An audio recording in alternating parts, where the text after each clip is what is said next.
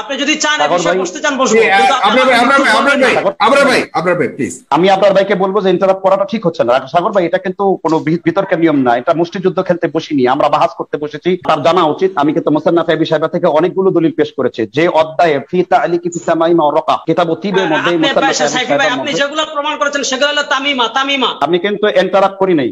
আজকে রেজাউল করিম আবরার সাহেব তার আকাবির আশরাফ আলী থানভী হাজার হাজার লোককে মুশরিক বানিয়েছেন, তাকে পরিত্যাগ করেছেন। এই জন্য শুকরিয়া যে বিজয় আল্লাহর পক্ষ থেকে, সহায়তা আল্লাহর পক্ষ থেকে আসে। আপনার ভাইকে ধন্যবাদ যে তিনি একটু একটু হলে সহিহ হাদিসের আসার চেষ্টা করেছেন। তারপরে আরো হাদিস এসেছে, মান আল্লাকা তাবাইমা ওয়া কাদা রুকা ফাহুয়া আলা শুবাতি মিনাশ শিরকি, অর্থাৎ হলো স্পষ্ট ইমাম সাহেবা রাহিমাহুল্লাহ তিনি উল্লেখ করেছেন হাদিসটার মধ্যে যে কোনো কিছু যদি ঝুলায় এবং কোনো কিছু গ্রন্থির মধ্যে ফুঁক দেয় এবং সেটা কিন্তু অবশ্যই তার মধ্যে যেটুকু ঝুলাবে যেটুকু করবে তা স্পষ্ট শিরক।